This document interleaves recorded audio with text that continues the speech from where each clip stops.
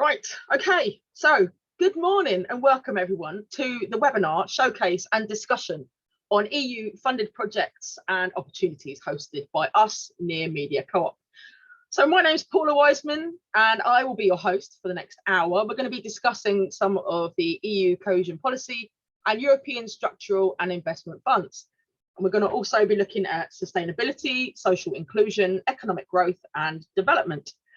So this webinar is part of the campaign Europe in My Backyard, a collaboration with Radio Dreieckland in Germany, EMMA in Spain, Radio Popolare in Italy, Radio Student Slovenia, Civil Radio in Hungary, and us here at Near FM. So with all radio stations reporting on more cohesive regions within our respective countries across the European Union. So we've got 4 speakers taking part in today's webinar. And then after everyone's spoken, we're going to finish with a Q&A. Feel free to type your questions into the chat box to the side of your screen, and we'll try and answer as many as we possibly can at the end. So I would like to start off by welcoming Barbara Nolan. Barbara is the head of European Commission representation in Ireland. Welcome, Barbara. Good morning, Paula. I would just like to maybe make a few opening remarks about how important EU funds have been for Ireland. I mean, it has helped since Ireland is now a member of the EU for almost 50 years. Next year, we'll be celebrating the 50th anniversary. And I think it's fair to say that EU funds have been instrumental in transforming the Irish economy, helping it to go from being a very much an agriculture-based country and economy to the sort of today's strong, competitive, resilient, export-oriented country. And I mean, Ireland went from being the poorest member state in the EU to being the second richest. That's the kind of the key statistic. I'm not claiming that EU funds were responsible for all of this, but EU funds obviously played their part. So in a way, Ireland has been a poster boy for how EU funds can be used in a very efficient way to make progress, not only on infrastructure, but also in terms of investing in human capital, so investing in people. And I think that that was something that Ireland possibly used better than many other member states, in that it did not concentrate all the resources it was getting from Brussels in, say, building roads and bridges. It did, of course, do some of that, but it also invested quite a substantial portion in upskilling the labour force. And when, you know, Ireland was ready to reap the benefits of the single market and also, you know, the whole multinational investment in the country, the skilled workforce was available. So it was very, I think, clever in the way that they combined both the infrastructural needs and the investment in people. And, you know, I think that that is probably the biggest sort of single thing you could say about how Ireland has used EU funds. Now, of course, Ireland is getting less funds because, of course, it is no longer the poorest member state. And this is good news. I mean, people say, oh, we're not getting as much or whatever, but actually that's a sign of how far Ireland has come in terms of, you know, GDP per capita. And I think that that's, you know, it's good news that that is the case. And those funds now are more mainly channeled towards much poorer countries to lift them up. I mean, some people say, oh, the EU is a rich man's club, but that is not, I think, is not borne out in fact, because almost all of the member states the EU has admitted over the years to membership, enlarged to membership, have been poorer than the EU average that prevailed at the time. So I think it's important to say that.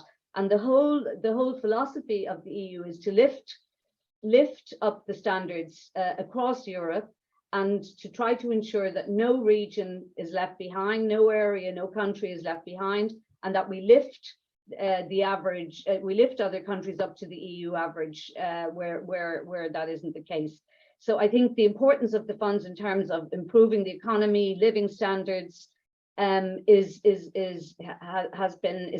sort of, you cannot underestimate that. And just to give you an example of how flexible these funds have been, I mean, recently we have been reprogramming unused cohesion funds to support the Ukrainian refugees who are flooding into many of our member states, where member states have to cope with, I mean, Ireland has taken in a substantial number, but some other countries closer to the Ukraine have had to take in, obviously, in some cases, hundreds of thousands, and they need support in terms of managing this crisis and accommodating the refugees and making sure that their healthcare, all the elements that are part of our normal lives are looked after. And in fact, one of the, how would I say, the efficiencies and flexibilities of the funds is that we've now been able to use them also for this emergency situation, and retrain them, if you like, or redirect them to where they're most needed. So I think that that's also important. And if I could also say, in terms of the management of the funds, we have with us today Travis O'Doherty, who will be able to talk much better about how the way in which the funds are sort of managed in the member state. The Commission doesn't manage everything in Brussels. We basically agree a national program with the different member states, and then they get on with doing the management. But if I could just say also, for most projects that we have, most big projects that are now sort of up and running and visible, if you take things like the bridge over the Lee, and other the baths that are being redeveloped in Dún Laoghaire, they have been funded from the previous programming period, because otherwise they wouldn't be here already. But we're now a couple of years into the new programming period, and there will be lots of other projects coming on stream. The fact that Ireland doesn't get enormous amounts anymore from the cohesion, from the structural funds, is not necessarily in itself the only. These are not the only pot of money that we have. We have many other programs out there that are not part of the structural funds, where Ireland competes quite well in terms of getting funds. And I know that Kevin McDonnell from UCD will be talking about some of these opportunities that are there. In some cases, they're highly competitive, which is as it probably should be, because these are scarce funds and we have to give them out to the best projects. But I mean, Ireland is availing of all sorts of other different pots of money. There is the Peace Programme, which helps the border counties in Northern Ireland. There are all sorts of different funds for different things. We are now in the Green Deal phase, where we are trying to make huge leaps in terms of developing renewable energy, cutting down on our carbon emissions. And there is also funding to help people who may be affected by that. We've the Just Transition Fund to try to help people who may be, particularly affected by that, or maybe also, affected by some of the decisions that are being made in relation to the Green Deal. So, these are all the different, how would I say, issues that we are dealing with at the moment. So if I could just maybe conclude on this particular point. I mean, EU funds, has been a brilliant success in Ireland. In fact, many member states, when they joined the EU, have come to Ireland to see to study how Ireland actually managed their structural funds when they joined the EU. We're now at a stage where Ireland is, of course, a net contributor to the EU budget, because Ireland has done so well as part of the EU, and is now, in a situation to be able to help other member states raise their levels of their standards of living. I mean, I'm happy, if there are questions later on, I am happy to say it. if I could just single out one thing I saw recently, a project I visited, Paula, just to give an example. I mean, we had the European Commissioner who's responsible for social policy over in Ireland a couple of months ago, and we went out to see a youth reach project in Clondalkin, which was training young people who had left school early, basically helping them get back on a career path. I mean, some of these young people were only 16, 17, 18, and it was absolutely impressive to see how we met people who were just starting out on the program and how shy they were and lacking in confidence. And we met people who had finished the program. And it was really impressive to see how they had developed their skills. They had all identified a career path in terms of how they could get on the ladder to getting to be where they would like to be, and how individualized, if you like, the help was under that. And that was European Social Fund funding, helping these young people. And it was really, I think, very impressed. The Commissioner was very impressed with the cycle of the 2-year cycle of getting to where they want to be and getting them back, because we can't possibly have people age 16, 17, 18 on the squat heap. This is ridiculous. This is not acceptable. So it was really, I think, a concrete example of how good the good that the structural funds can be put to when, you know, things are really planned out and, you know, we're really tackling the root causes of some of the problems that we have. So on that note, Paula, I'll finish and I look forward to the chat. Thank you. Thanks so much for that, Barbara. So next up, I would like to welcome Travis O'Doherty. He is the national contact point for Ireland for the URBACT project and programme manager at the Eastern and Midland Regional Assembly. So welcome, Travis. Thanks, Paula, and it's good to be here, and thanks for inviting me.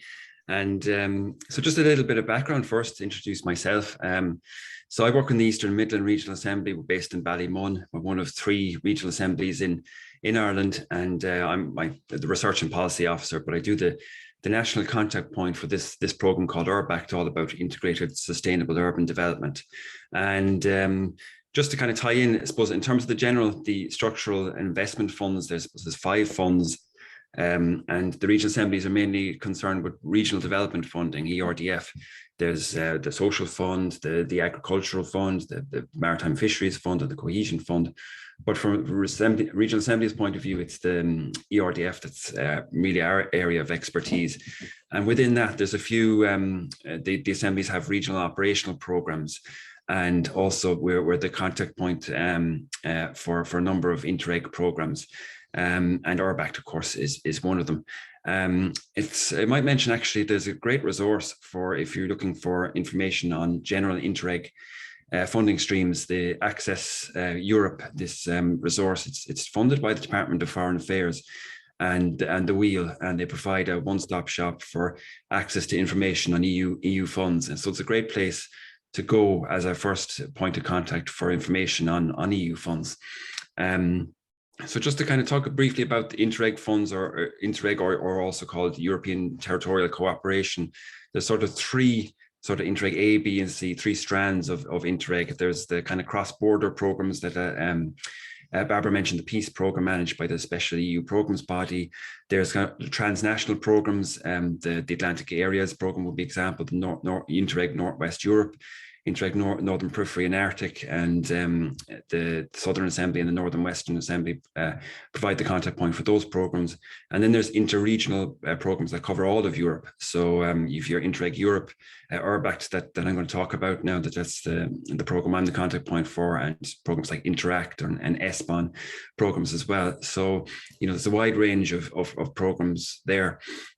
So just to talk about URBACT now a bit more.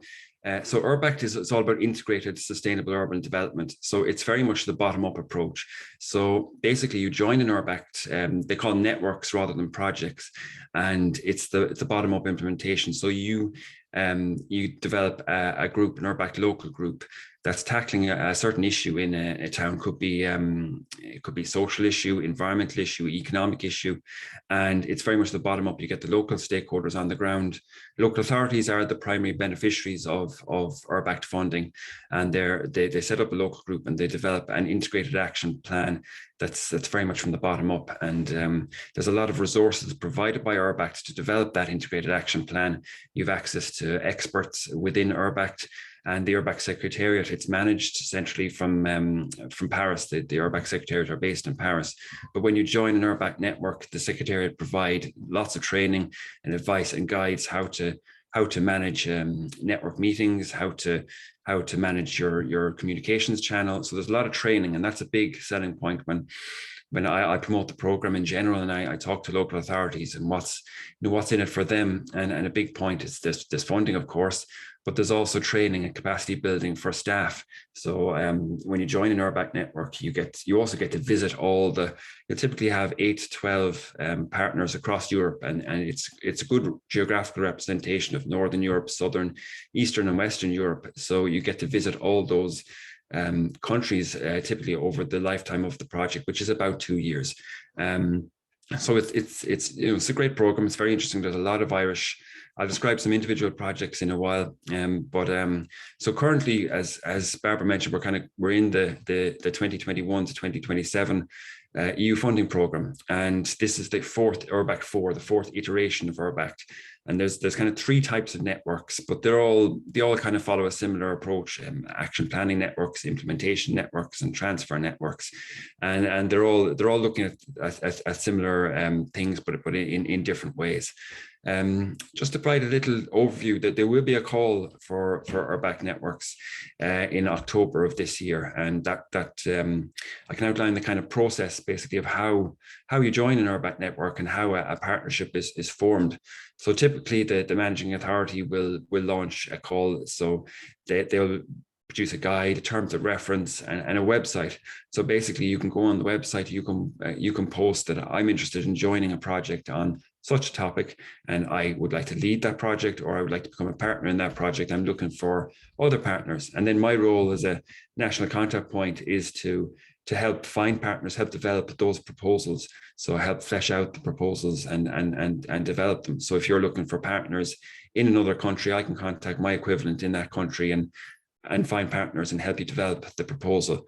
So there's kind of a period where the proposal is developed, and then URBACT will appoint an expert to help you flesh out the proposal, develop more partners, and get the basis of your integrated action plan. And then you basically a 2-year implementation period following that.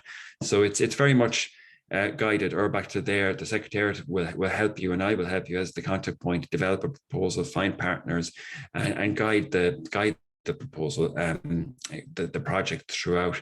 So there's a lot of supports and a lot of benefits there for the URBACT networks. Just to give some examples, in Ireland, as I said, local authorities are the main beneficiaries.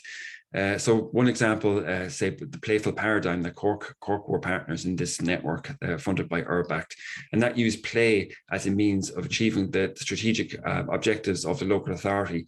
So what they did is they closed off streets in Cork. They introduced play, introduced games for not just for children, but for adults, for everyone. And it was hugely successful. It's not guided play. They put down the like Jenga or different Lego blocks, and people just come and play, and it's not guided, and it was hugely successful. There was 2 different phases to it, and there was follow-on projects. There's this national practice transfer initiative where Cork are transferring that good practice to 5 other towns in Ireland. So Sligo, Donegal, Portlaoise, Rathdrum and Wicklow, and Rathnew. Rathdrum and Rush, are transferring that learning from Cork. So it's really successful project. For example, Carlow are in another project, Rurban, which is looking at community gardens. They have an example on Garden Bio in Carlow, a community garden that's run from the bottom up by the community, and they grow their own food. They they do cookery events there. They run sessions. They do meditation. They've a huge range of activities there. So they coordinate with 8 to 12 partners across Europe who are doing something similar in that space, and they learn from the other partners across Europe. So it's really, really successful. TRIM in Meath are on a network looking at the UN Sustainable Development Goals. So that's another very successful one. Longford are looking at, we're partners in one called MAPS, Military Assets in Public Spaces, which they got, Longford local authority got ownership of the military barracks, and they developed an action plan or master plan for the barracks through the URBACT project, which it was very, very successful. And then they went on there was a follow-on project called Urban Security about tackling antisocial behavior as a result of that. So what we find is many local authorities join an URBACT network, and then they go on in successive calls to continue and apply for and secure more funding. So it's very successful. And URBACT is a great way of, it's quite a low budget program, but it's a great introduction to EU funding for local authorities. Local authorities would often go on to apply for other funding streams as well, larger projects, because URBACT doesn't fund capital infrastructure.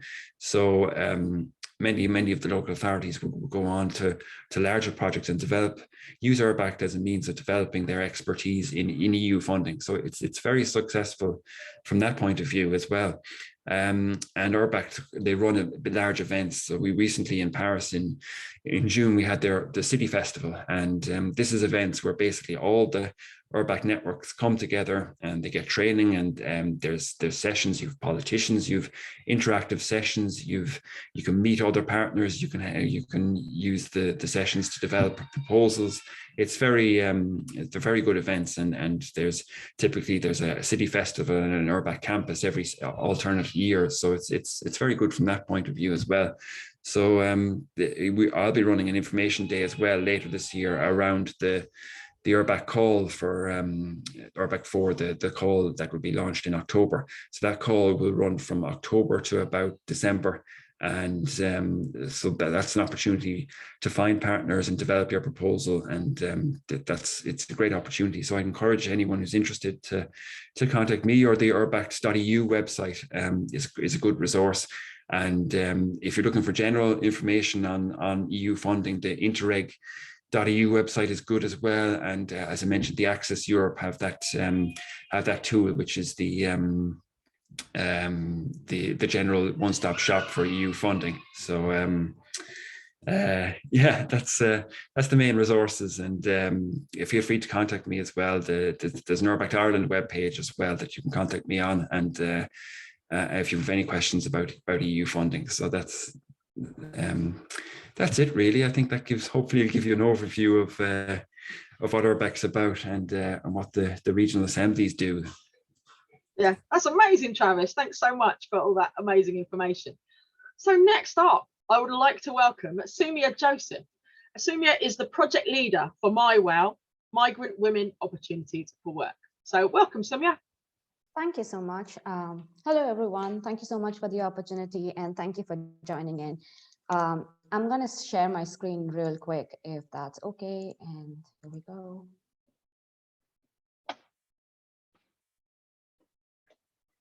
I hope you can all see my screen. Hello, everyone. Just in terms of introduction, my name is Soumya Joseph, and I am the project leader for Migrant Women Opportunities for Work. This is an NCP project run and coordinated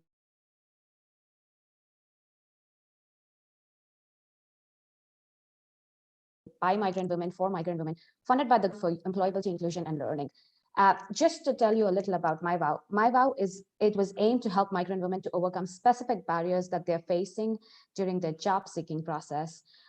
This is definitely a project that we are using as an example, and how this funding has helped this project extremely on a day-to-day basis.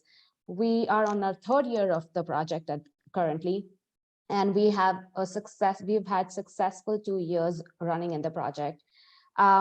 Just to let you know what MyWow is and what our essential work is, that it was designed to empower migrant women in Ireland to reach their potential, rebuild their confidence, and upgrade their skills.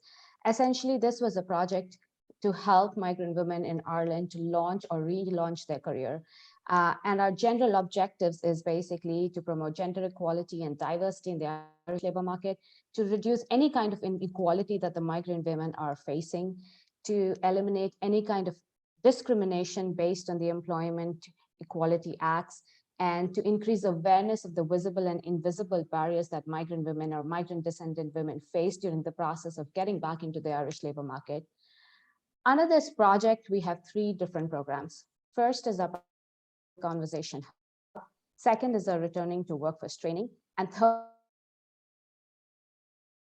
is our hiring. Through all of these programs, and in a way you'll be able to understand how it is important, how all these little programs within the project is very important for us to be able to help migrant women basically get included in this society, and most importantly, help them achieve their career goals.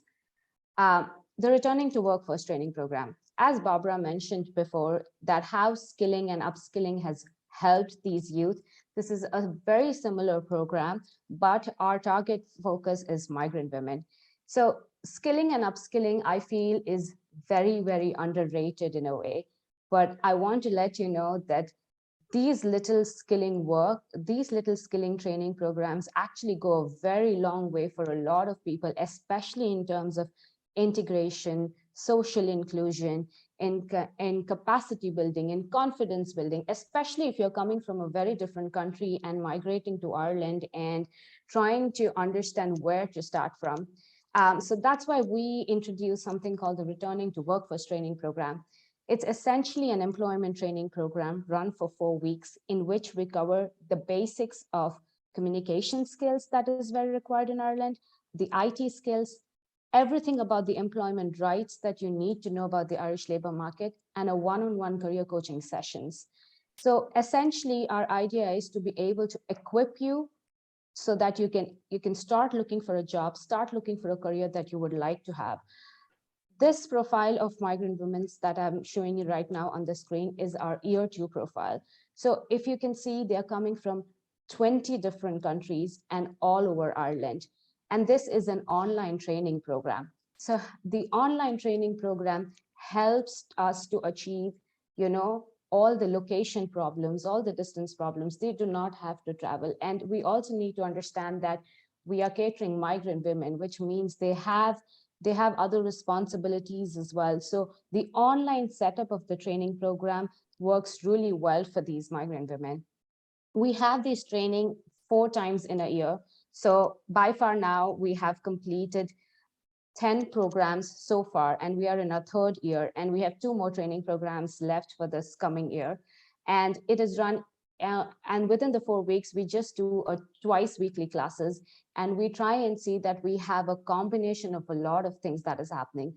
We recently also partnered with LinkedIn, because LinkedIn was such a huge job searching tool that we partnered with LinkedIn, and they are on board as well to help these women to get into the labor market. The second part of this program is the public conversation hubs. The idea of the public conversation hubs is to conduct information sessions for migrant women, HR staff, or people involved in hiring, etc. During our first year, we did 2 hubs, and during our 2nd year, we did 4 hubs. And some of the topics that we've covered is access to physical and mental health, understanding your finances in Ireland, role of mentoring to get into the Irish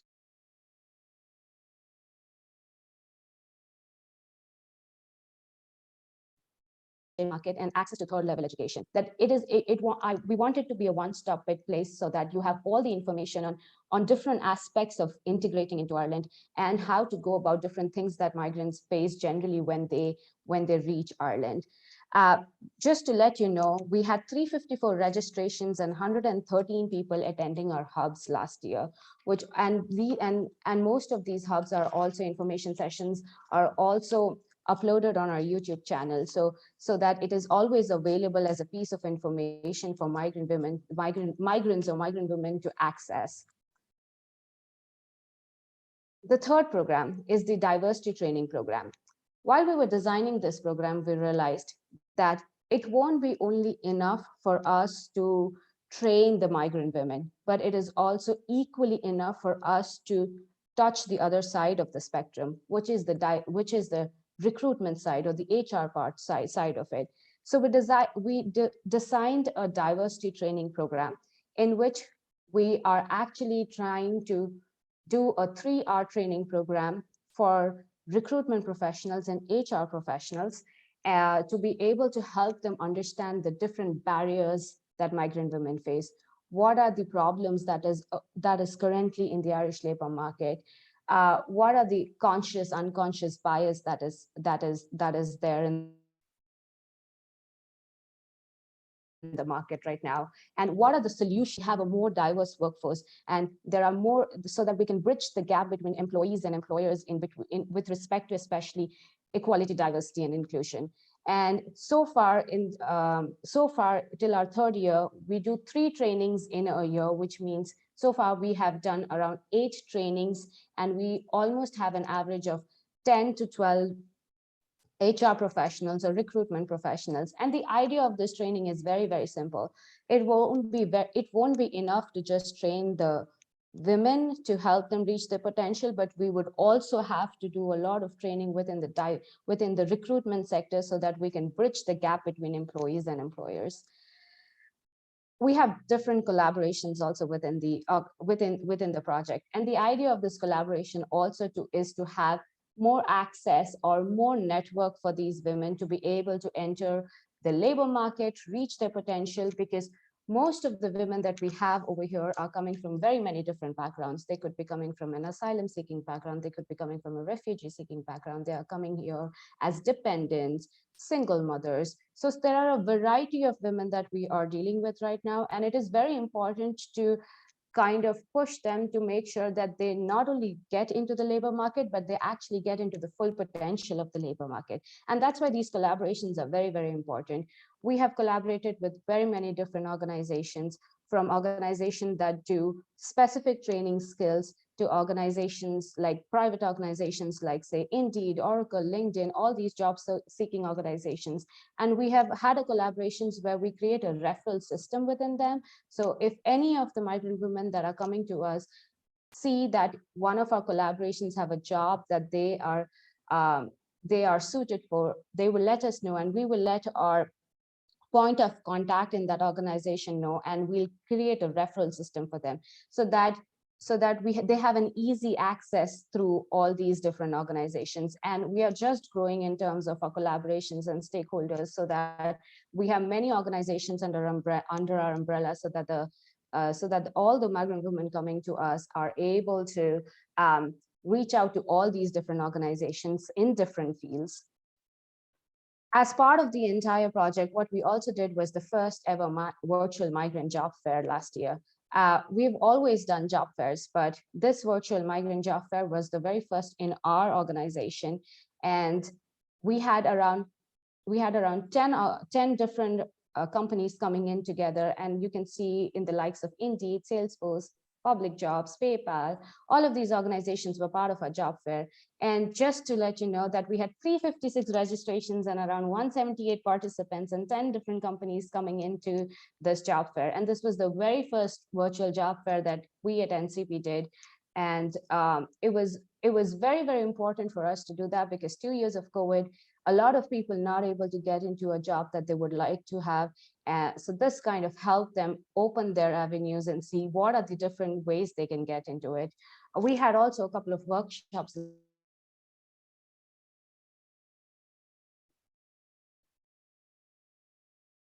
inside the job market, within the job fair as well. We had one of our migrant women who was coming into the training after 2 years of long career gap.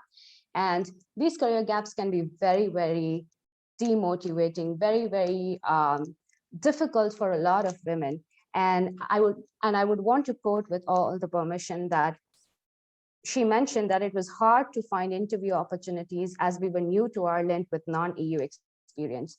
And she tried all the normal LinkedIn, Glassdoor, Indeed ways to be able to get into the job market.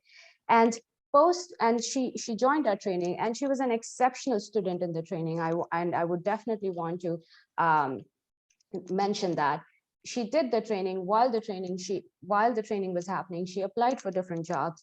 And I'm very happy to say when the training was over, within 2 weeks, she was able to find a job with Infosys Ireland. And I want to say that this, and I'll quote this of what she said, "Yes, I now feel more confident about the workforce in Ireland. I suppose that confidence is key, which I believe should be consistent with what we are looking for.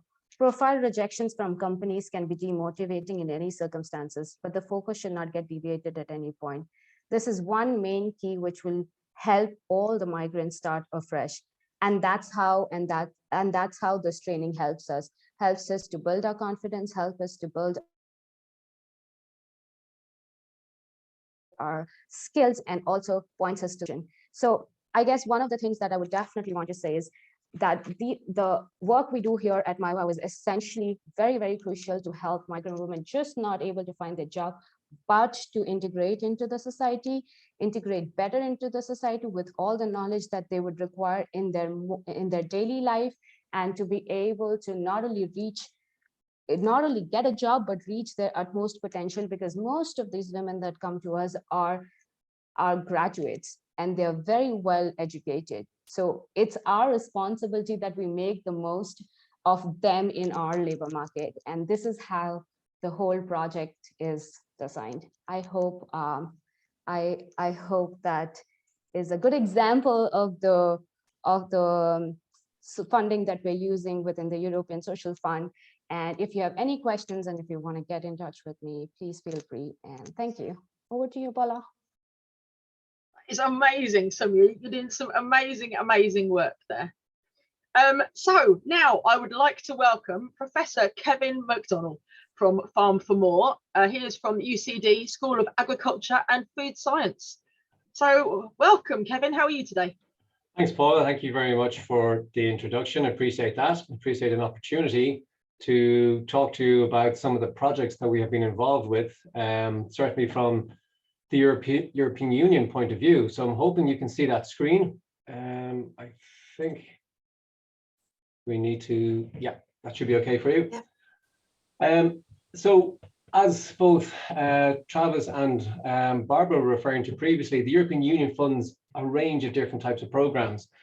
And we've been fortunate enough to be involved in a number of these different projects. And I thought it might be useful to talk to you a little bit about some of the projects that we have been involved with, and to give you a little bit of a flavor of the different types of projects that we've been successful in getting funding for. So this is one which is called the Life Farm for More project. So it's funded through the European Union Life project, and we're coordinating it in UCD. And it has a number of partners across Europe involved with it. And really what this is about is helping us to look at how we manage agriculture in a potentially more sustainable way, and looking at the climate action reduction potential associated with how we're producing our food. Now, it's something that we have seen certainly through COVID, but also through the issues with the Ukraine, the vulnerability of our food supply program. And we've also seen, therefore, the difficulties, because a lot of these food programs and food supply programs that we have within Europe, they've quite long supply chains, and they're very vulnerable to breakdowns associated with those chains and difficulties associated with the chains. So one of the things that we're looking at is to see, well, are there products that we could produce more locally within Europe? And if we can do that, are there ways that we can produce these products in a more sustainable way? So with the Farm for More project, we're looking at using grass as our basic feedstock. So this is, something that we're very good at growing at within Ireland and within many European countries. And traditionally, we're using that to feed to cattle and to sheep. And what we're doing is we're taking this grass, we're making silage out of it, we're putting it into those round bales that you often see throughout the countryside, wrapped in pink or black or yellow plastic, depending on the different types of plastic that are available. We're allowing the grass to ferment. And then we open that bale and we press it. And we bring it to a biorefinery, we compress it, and we take the liquids out of it. The pressed grass that's left behind, we can use that as an animal feed into cattle and to sheep, and it's a very efficient feed at doing that. But the interesting thing is that the liquids that we get out are really high in organic acids. And with those organic acids, we can use those to build proteins, amino acids, and into proteins. And these proteins can be digested by pigs and poultry. So traditionally, pigs and poultry can't digest grass, but now we're finding a way of producing proteins that pigs and poultry can use. So prior to this, we had been importing an awful lot of soybean, genetically modified soybean oils and proteins into Europe. This is an alternative whereby we can produce native proteins within Europe so that we're not importing product from South America or North America or from Africa. And therefore we have a much lower footprint, carbon footprint associated with it. And it's more native to Europe. So it's more in line with the types of ingredients that we're using within Europe. So it's giving us an opportunity to try and change the food chain, to the supply food chain. Now, I suppose we certainly within COVID and certainly with the Ukraine issues, we're becoming more aware about the difficulties with some of our food supply chains, and hence the fact that some ingredients are disappearing off shelves in supermarkets. And the consumers are aware that we need to look at these alternatives, alternative products, alternative sources of protein, because we need proteins as humans, we need proteins, be they animal-based or protein-based proteins. And the animal-based proteins are what we call complete proteins. They supply the complete range of amino acids that we need. With the plant-based proteins, we tend to have to add some supplements, minerals, and vitamins to get the additional amino acid mixtures that we need and to sustain our human growth. So we need to see how can we produce the feed supplies that we need and the food supplies that we need within Europe, because it is very concerning to the European Union citizens that there may be vulnerabilities within our food chain. So the Farm for More project is looking at how can we integrate a range of different feedstocks to help us supply the proteins that we need to feed our European Union citizens, but also to do that in as sustainable way as we possibly can. So the project, it's quite a long project. It's running for about 4.5 years, but it's looking at a range of different types of materials. So we're taking sustainably produced grass. So we're looking at grasses that have high clover content. And again, in popular press, there's been a lot of discussions about high clover content grasses and the way that they can reduce the amount of artificial fertilizers that we're using and hence reduce the climate impact of these types of grasses that we're growing. We're combining this with sustainably produced seaweed as well. And we're using that to extract the organic acids. So we've developed within Ireland a number of biosensors that help us predict how the fermentation process is going so that we can see, well, what's the best point within the fermentation process to extract the organic acids. We're using a little bit of biochar in the process as well, because again, that can help us absorb various different organic acids within the system. So the output of it is to produce a range of different protein feeds that are primarily aimed at the animal feed market and hence the animal feed suppliers.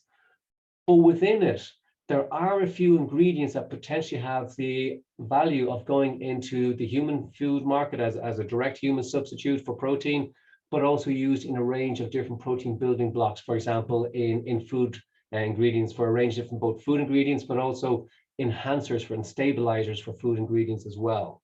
So the LIFE project helps us fund that and helps us carry out that sort of research and to look at ways of developing much more sustainable food supply chains. So that's one example of a project.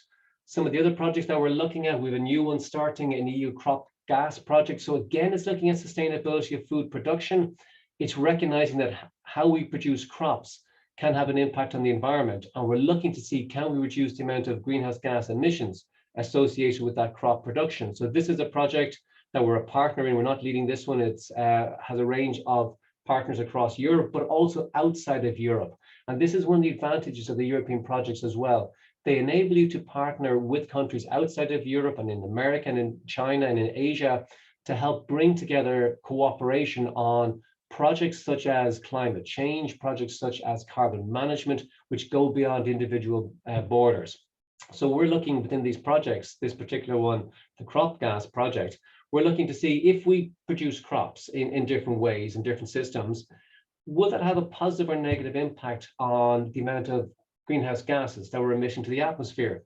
And the way we're going to do it is that we're going to install these chambers over a number of the crops that we're growing.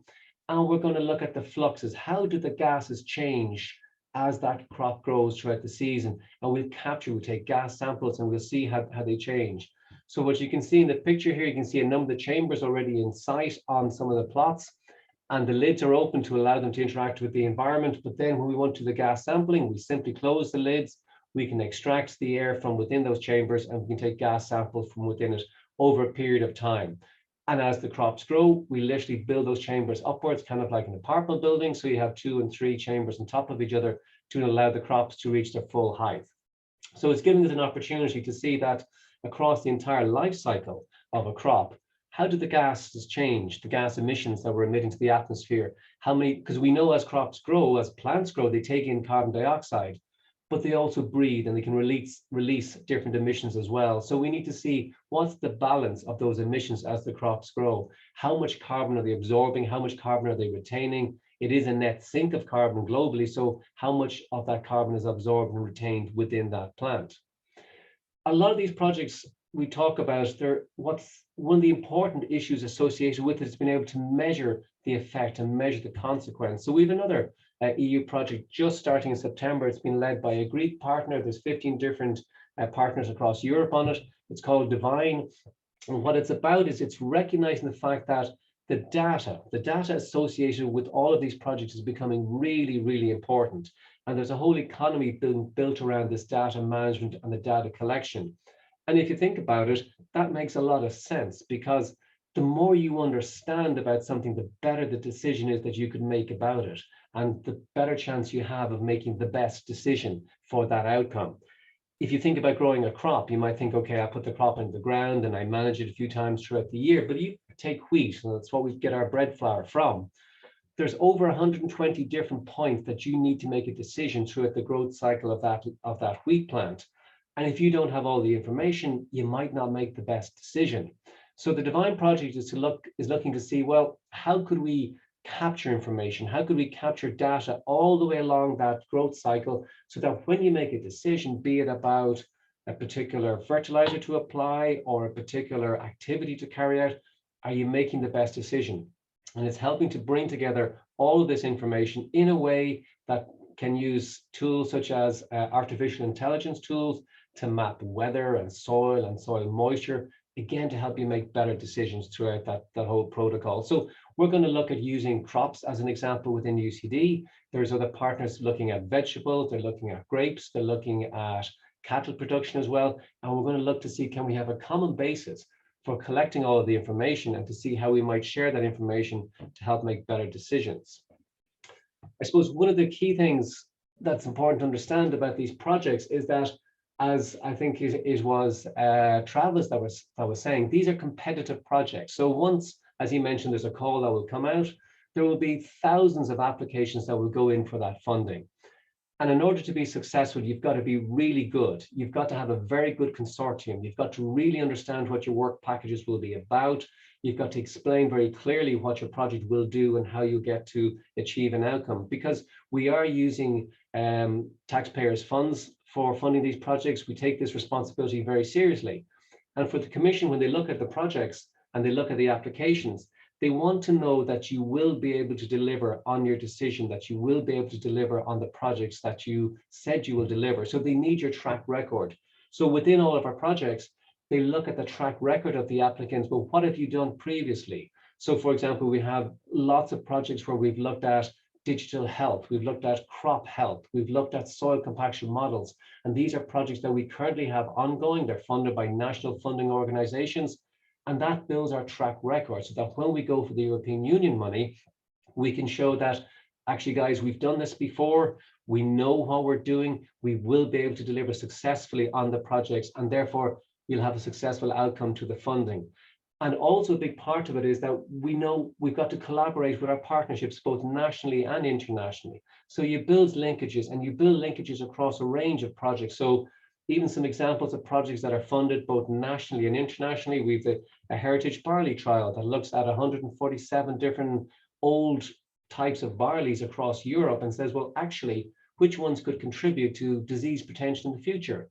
So Soumya is running that project, and I can work with her when I'm building a future project. And then the relationship, the collaboration shows the European Union, okay, guys, you've done this before. Healthy oats. We know oats are gluten-free. We know they're a really important part of how we develop our diets in the future. So there's a healthy oats project that Fiona is running. Again, we can look at collaborations across that, or Angela's project, where she's looking at innovative varieties and how different genetic fingerprints within those varieties could help contribute to the new varieties we're looking at in the future.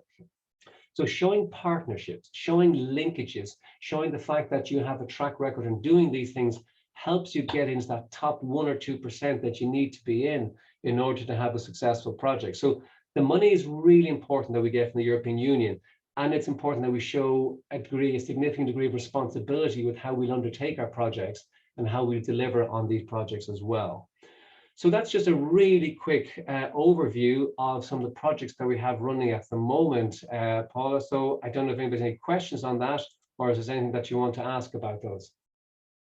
That was amazing, Kevin. As I said, when you came in and visited us, just an incredible, mind-blowing work that you're doing there at UCD.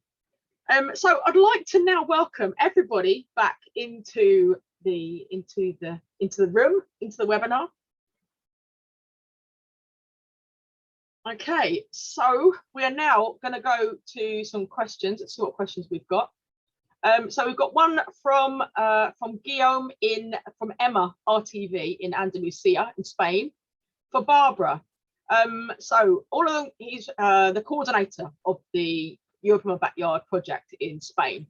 So he says basically we've come to the conclusion that citizens are not conscious of the importance of the structural funds for the development of Andalusia. Is that the case also in Ireland?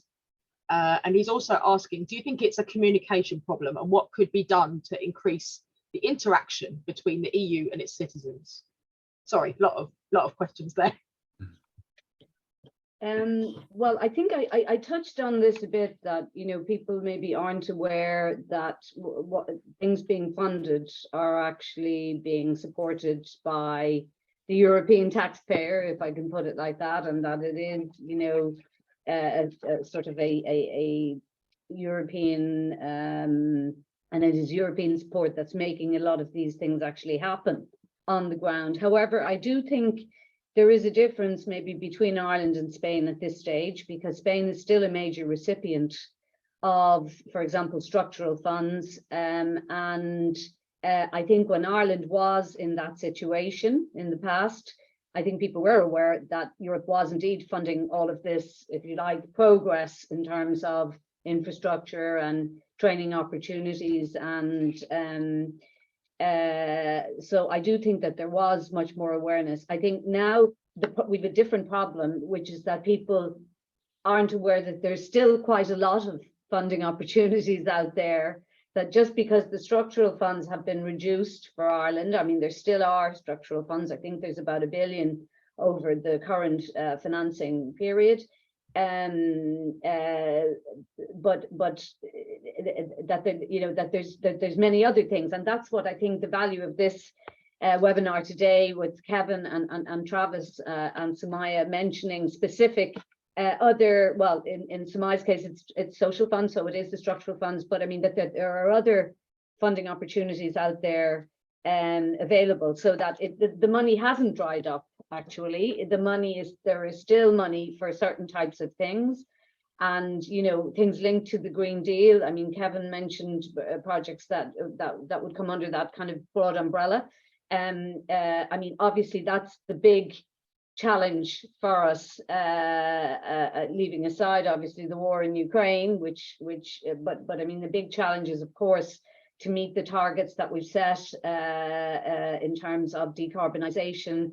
And that's where a lot of funding is available in terms of, trying to help that go. So it's in different places for different things. But I mean, I would say, no, the problem we have is more getting people to know that outside the funds, there are other opportunities. In the Spanish case, I'm not familiar with what people know and don't know, but I don't think this was the case in Ireland when Ireland was receiving quite a lot of structural funds. I think people were very well aware of it, and there were lots of training opportunities and development opportunities that were availed of. And I think the money is considered to have been used quite well and efficiently. So it's, I think, a slightly different situation.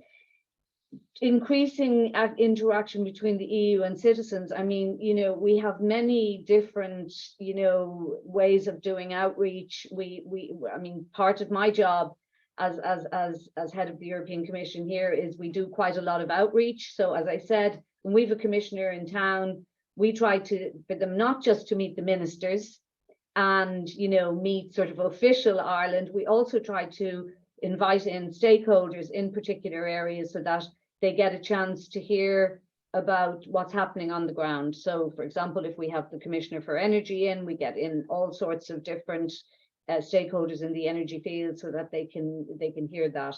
I mean, you know, the EU is a big place, and it is, you know, we need everybody to play their part.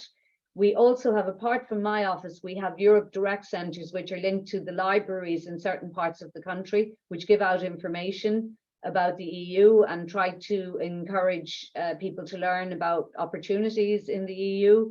We do outreach, for example, on careers in the EU, because we need Irish people to also, you know, be employed by the EU institutions. It's important that every country has a cohort of their own nationals for, you know, bringing the diversity and knowledge on the ground to Brussels. But I think, you know, also we need, you know, the member states, the countries in the EU to step up their information. I mean, the EU is many countries' biggest kind of international commitment, shall we say. It's a club they belong to, which is very important for everyday life, for economic life, everyday life. And, you know, we need them to also play their part in informing people about the EU, more information also in schools about the EU. I mean, a lot of kids go through school, they never hear about what the EU is, what it does, etc. I mean, we've been kind of lobbying, if you like, to try to get more on the curriculum about not propaganda about the EU, but information about how it works, how you can engage with it, how you can make your views known, so that people realize it has a very important role in your life, and therefore you need to know about it, basically. So, yeah. I mean, I would agree there's not enough information in general, but I think more actors need to play their part. Brussels can't do everything. You know, people think we have tons of staff. We have, I think, something around 40,000 officials for the whole EU, less than Birmingham City Council, if I can say. So, you know, I mean, we get a lot of criticism about that, but in fact, our resources are quite limited. Yeah. Thanks so much for that, Barbara. Hopefully we answered your question, Guillaume. We've got another question from Kieran. He would like to ask a question for you, Soumya. So does a project like this help build links between different migrant communities across the EU? Just to answer that question, thank you so much. It does, because also this is an umbrella of different projects, right? So we have a lot of collaborations sometimes coming in from just like inter-countries, and that is just one of the examples that I can give you is we had a different project from a different country coming in to just have a quick chat about what are the different ways we are approaching a training. You know, for example, they are approaching a training with respect to 2 years for early career women, and we are approaching a training for all ages, but within 4 weeks. So what are we learning from each other? So these were different links. That this is one of the examples that I'm trying to give, that, you know, it does open up a wide era of, and, you know, collaborations and networks. And it also helps us to learn from each other's project in a way of what is happening and how best can be improved. But to answer your question in short, yes, it does open up a lot of, you know, collaborations and networking, and we can always learn from what is happening in different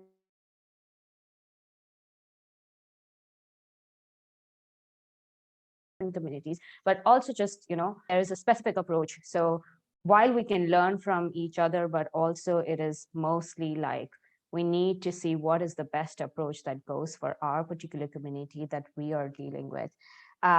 With respect to participants having a direct access, if that's also a question that I understood,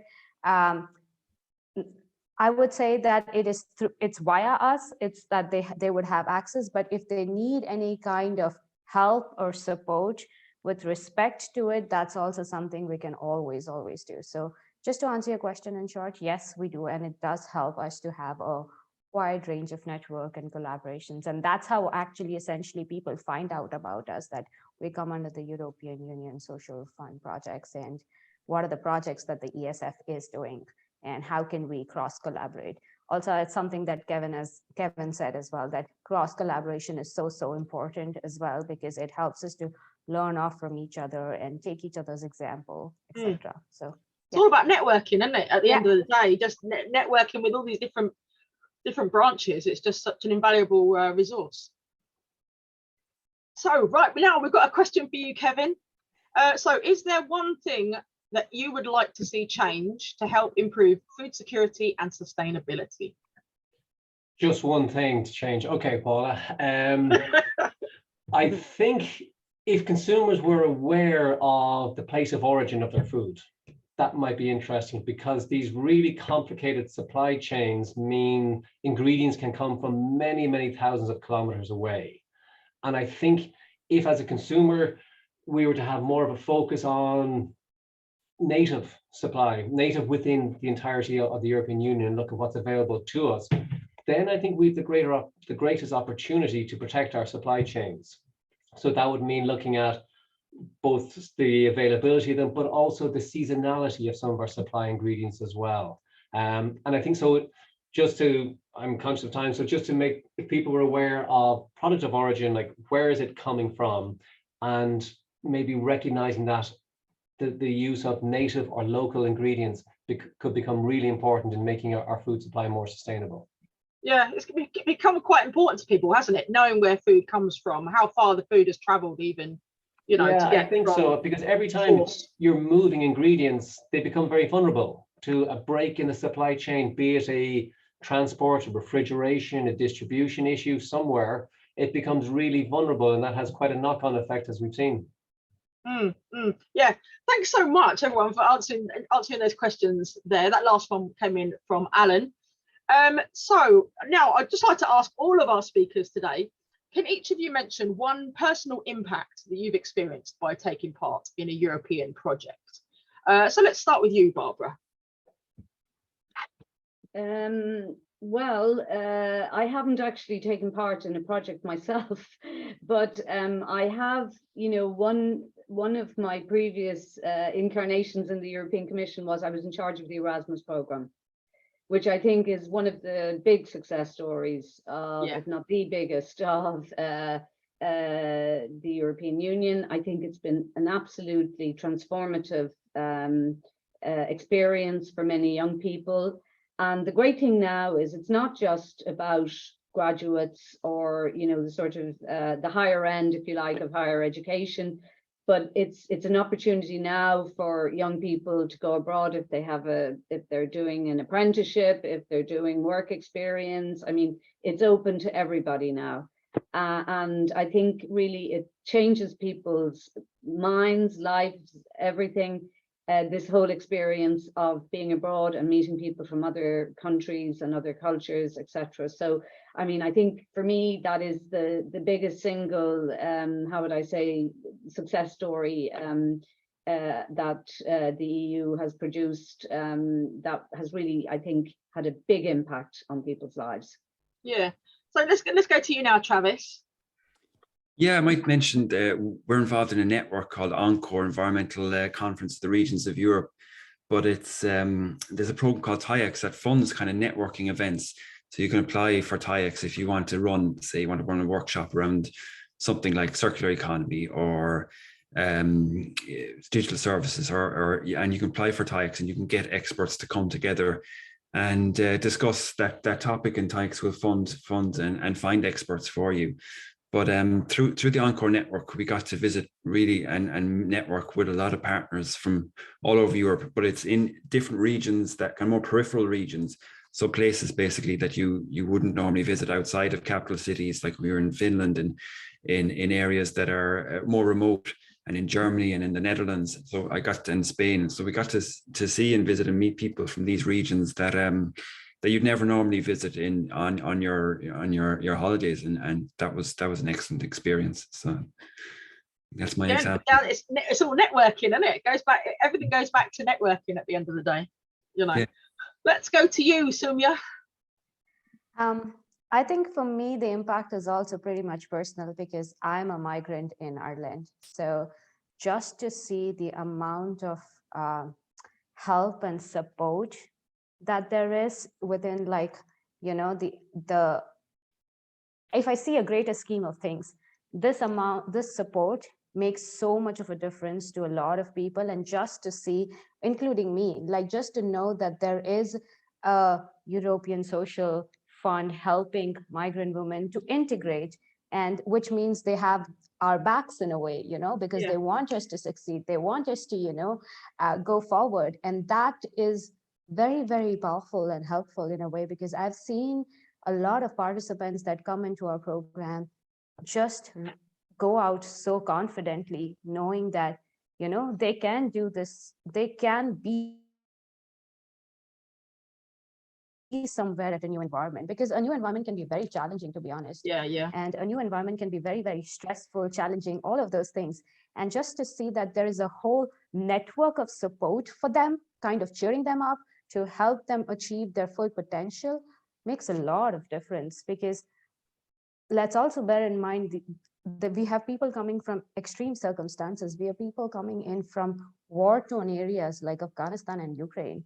So just knowing that they have that support makes a lot of impact. And Yeah. I guess that's what my personal, you know, impact would be, being part of this project, and just, you know, being a migrant in this country and knowing that, oh, there are people, you know, out there to help you and to make sure that you achieve your best. So I guess that's what would be my example. Paying it forward, Soumya, paying it forward. So let's go to you now, Kevin. Yeah, I think for me, I suppose I was fortunate enough to spend 6 months as an Erasmus student when I was an undergrad.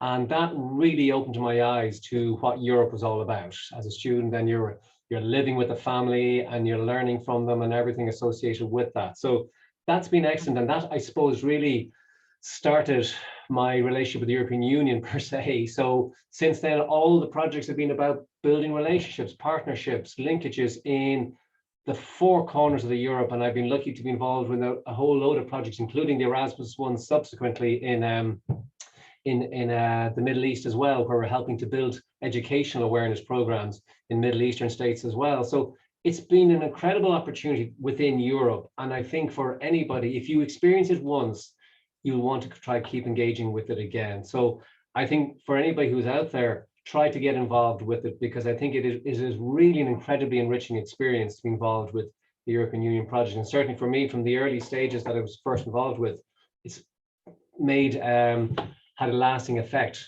I guess, on me from a personal level. Yeah. Well, I'd like to thank all of my guests today on the webinar. So we had Barbara Nolan, Travis O'Doherty, Soumya Joseph, and Professor Kevin McDonnell. Thanks also to the team here at Near FM for setting the webinar up, and to you, all of our participants today, and thank you for your questions as well. So as I mentioned at the start, this webinar is part of our campaign Europe in My Backyard, radio reporting on European cohesion policy, with guests talking about projects, organisations and strategies for a more connected, competitive, greener, social and sustainable Ireland. So here at NearFM, we started with the production of the 20 half-hour radio programmes back in February of this year. And it's just been, you know, just amazing hearing about all these different projects that are happening across the country and across Europe. And hearing firsthand about the work that some of these incredible people are doing as well. So to all of the guests today were also part of the radio campaign and did interviews with me over the last few months. So I'd like to thank them all for that. You can find links to all of the programs that we did over the series in the chat box. I'm sure there'll be a link hopefully in there. So many thanks for everybody for joining us today. Thanks again to all of you guys, to Kevin, to Travis, to Barbara, and to Soumya. Enjoy the rest of your day. Thank you. Thank you so much. Thanks, everybody. Thanks.